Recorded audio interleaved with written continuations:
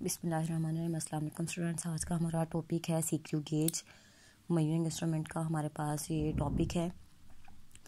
तो सबसे पहले देखते हैं इसकी डेफिनेशन कि ये होता क्या है। It is use to measure small lengths with accuracy greater than vernier calliper. यानी इसने भी एक्चुअली करना क्या है, इसने भी लेंथ को ही मेजर करना है, लेकिन फ़र्क क्या है कि ये वर्नियर कैलिपर से ज़्यादा ग्रेटर एक्यूरेसी हमें देगा। यानी कि उससे जितनी मेजरमेंट हम वर्नियर कैलिपर की मदद से करते थे, ये उससे भी ज़्यादा छोटी वैल्यूज़ को ज़्यादा एक्यूरेसी के साथ हमें मेजरमेंट करके रिज़ल्ट देगा।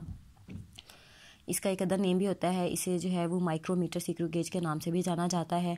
क्यों माइक्रो का लफ्ज़ी मतलब ऐसे होता है कि बहुत छोटा, तो माइक्रोमीटर जो है ये हमें वर्नियर कैलिपर से ज़्यादा छोटी मेजरमेंट्स दे रहा है, छोटी वैल्यूज़ की मेजरमेंट दे रहा है। तो इसका मतलब है कि इसे हम माइक्रोमीटर सीक्यू गेज भी कहते हैं। सबसे पहले इसकी कंस्ट्रक्शन देखते हैं। तो कंस्ट्रक्शन में देखते हैं कि ये कौन कौन सी चीज़ों पे कंसिस्ट करता है। तो इसके कंपोनेंट्स में जो है वो मेटल यू शेप्ड फ्रेम होता है, स्टड होता है, स्पिंडल होता है, लॉक होता है, मेन स्केल है, सर्कुलर स्केल है, रैचेट है, हॉलो सिलेंडर है जिसे स्लीव भी कहा जाता है, और थिम्बल है। तो सबसे पहले जो है वो simple CQ gauge consist of you shaped metal frame with a metal stud at its one and. यानी कि मेटल यू शेप्ड फ्रेम होगा हमारे पास, यू शेप्ड फ्रेम होगा, इसका वन एंड जो है वो इसके साथ स्टड होगा यहाँ पर लगा हुआ, और दूसरी साइड पे इसके जो है वो हॉलो सिलेंडर होगा कुछ इस तरह का। ठीक है, हॉलो सिलेंडर जो है ये एंड तक जाता है। इसका ये वाला कॉर्नर जो है यहाँ पर रैचेट लगा हुआ होता है, इसे रैचेट कहते हैं, और इसको हम स्पिंडल का नाम देते हैं। और ये हमारा जो है वो स्टड होता है। उसके बाद ये हमारा हॉलो सिलेंडर भी होता है। ठीक है, इसके यहाँ पर जो है वो ये जो हमारा यू शेप्ड फ्रेम होता है, इसके ऊपर लॉक होता है। यहाँ पर इतने हिस्से पर लॉक ने क्या करना था, इसको फिक्स करना होता है। यहाँ पर हमारे पास इंडेक्स लाइन होती है। ये इंडेक्स लाइन मतलब कि इसके ऊपर नंबरिंग हुई भी होती है 0 to so on। ठीक है, उसके बाद यहाँ पर हमारा सर्कुलर स्केल होता है, और सर्कुलर स्केल के ऊपर फिर यहाँ पर एक थिम्बल भी होता है। तो इतना हिस्सा जो है वो ओवरऑल वैसे ही हमारे पास जो है वो थिम्बल कहलाता है। और ये हमारी जो है वो इंडेक्स लाइन है।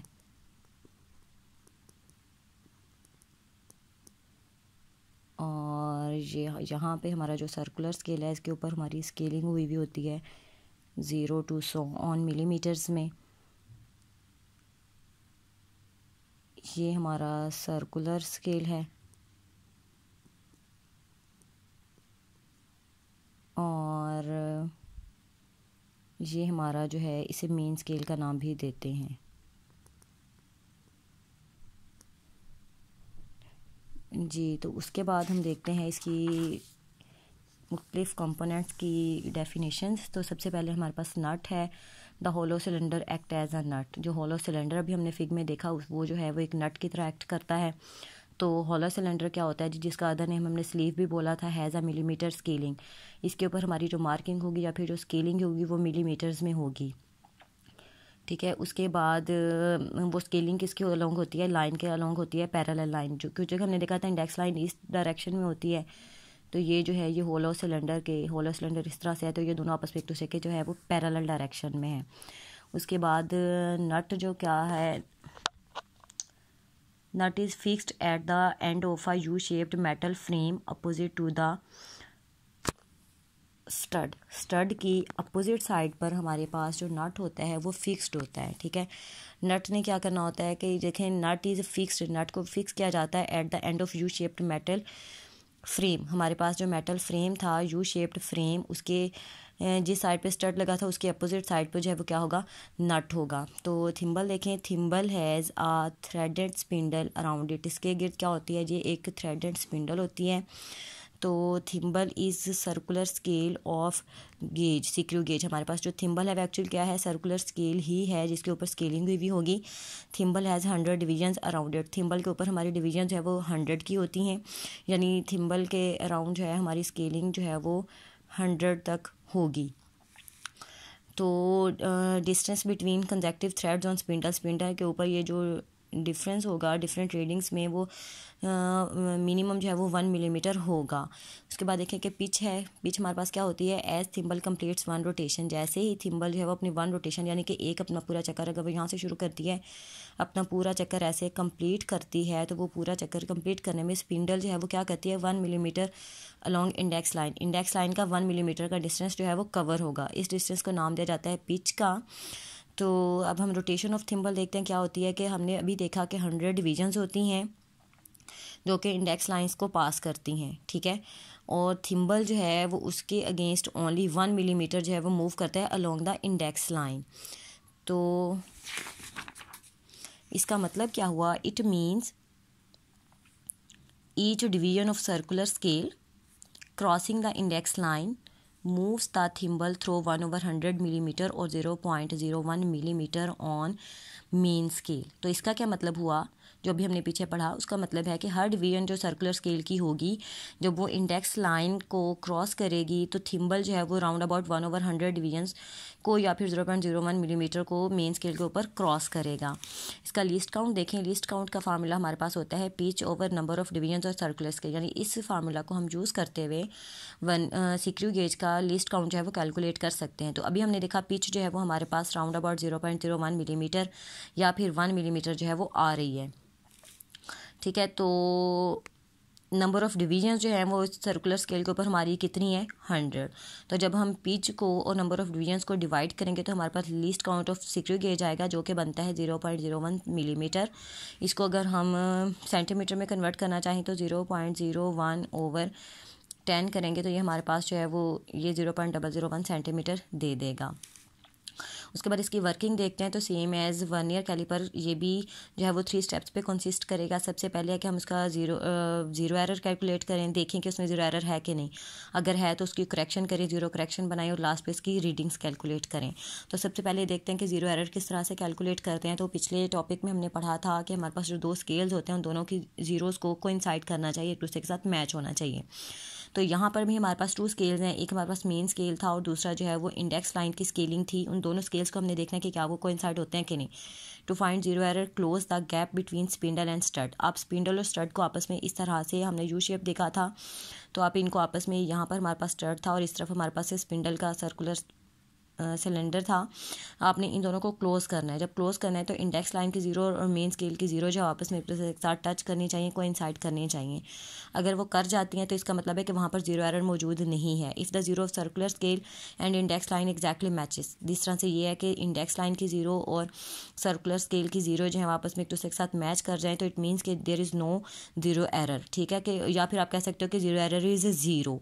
लेकिन अगर आप जो है वो उन दोनों को मिलाते हैं और रैचेट का मकसद तो मैं बताना भूल गई, रैचेट जो है वो लास्ट पे होता है और रैचेट इस तरह से घुमा के किसी चीज़ को क्लॉकवाइज एंटी क्लॉकवाइज डायरेक्शन में क्या करना है, हमारे सिलेंडर को लूज़ या टाइट करना होता है, ठीक है। तो अगर आप रैचेट को घुमाते हो क्लॉकवाइज डायरेक्शन में और ज़ीरोज़ मैच कर जाते हो तो it mean there is no zero error, ठीक है। If does not matches the zeros, अगर आपकी इंडेक्स लाइन की ज़ीरो और इंडेक्स लाइन और मेन स्केल की ज़ीरोज़ जो हैं वो मैच नहीं करती हैं तो उस सूरत में वहाँ पर एरर ज़रूर होगा। तो फिर हमने देखा था कि टाइप्स ऑफ एरर जो हैं वो 2 हैं हमारे पास। एक पॉजिटिव ज़ीरो एरर की पॉसिबिलिटी होती है या फिर नेगेटिव ज़ीरो एरर की होती है। तो ज़ीरो एरर हमारी पॉजिटिव कब होगी, अगर जो है वो ज़ीरो ऑफ सर्कुलर स्केल, ये हमारा जो है वो सर्कुलर स्केल है,